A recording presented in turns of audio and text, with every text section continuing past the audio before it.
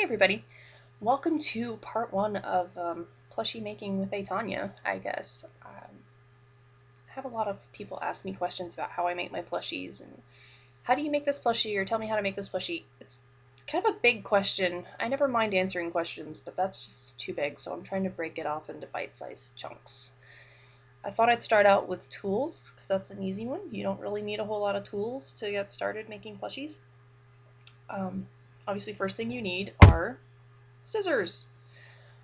Any scissors will do as long as it's something that you set aside for fabric and you're not like opening plastic packaging and cutting paper with it. What your grandmother told you about not cutting paper with her fabric scissors is true.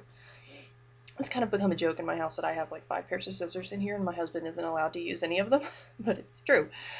Of course, everybody has like a pair of these in their house, and that's totally fine. I like Fiskars. I think they're Comfort Grip. They're designed for people with arthritis, and they're spring-loaded, so they kind of cut down on hand fatigue. Because I have a lot of hand pain, these are really helpful. And I have the little tiny pair too. These are actually really awesome for plushie making because they're so small and they have a really fine tip.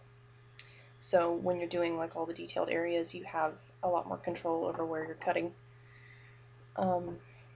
Thread, when you're sewing, any kind of thread will do. This is personally what I like. It's a little bit heavier weight than the all-purpose thread that you can get. It says it's machine embroidery, but it's like dual purpose, so you can use it for machine sewing or machine embroidery, or hand sewing, of course. One thing I do is I try to keep my thread consistent, so like all of my thread is this weight, so that I don't have to change the settings on my sewing machine every time I change out thread, and I can mix and match my bobbins with different colors. So that's helpful. I like the heavier weight because it seems like my seams are a little bit more secure when I'm using that. Fabri-Tac! I love this stuff. A lot of plushie makers use hot glue.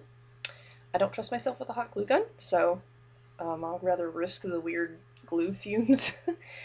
This stuff is nice because it grabs really fast, so you don't have to sit there and wait for it to dry while you're holding a piece on. And it is very, very, very secure once it dries. I may or may not have messed up the hair on a plushie and had to try to take it off and almost ripped a hole in the poor thing's head because this stuff did not want to let go. So make sure everything is where you want it to be before you use that, but once you use it, stuff's going to stay where it needs to be. Pins! You always need pins when you're sewing. I like these personally because they're a little bit longer, easier to get a hold of.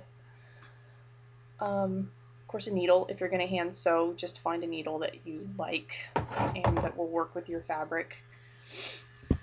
Personally, this is my weapon of choice. I like to machine sew anything I can. So this is a Brother SE400. It's a embroidery and sewing machine.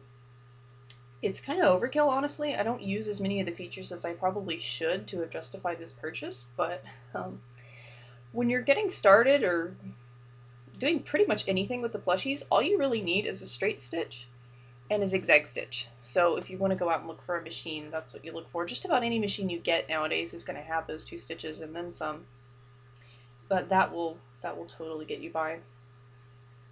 It does help because it will make your seams a lot more professional looking and a lot more secure. And it'll make your plushie more durable in the long run. Some patterns aren't going to work with a machine just because they're so small and they're not really designed for it, so you have a lot of weird curves and stuff that aren't going to be able to get through a machine.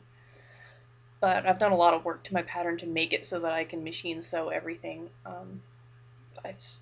With my hands, I can't sit there and hand sew everything on a plushie, but when you're getting started, you can totally hand sew everything. And that is pretty much it. As far as miscellaneous stuff, it's nice to have a chalk pen.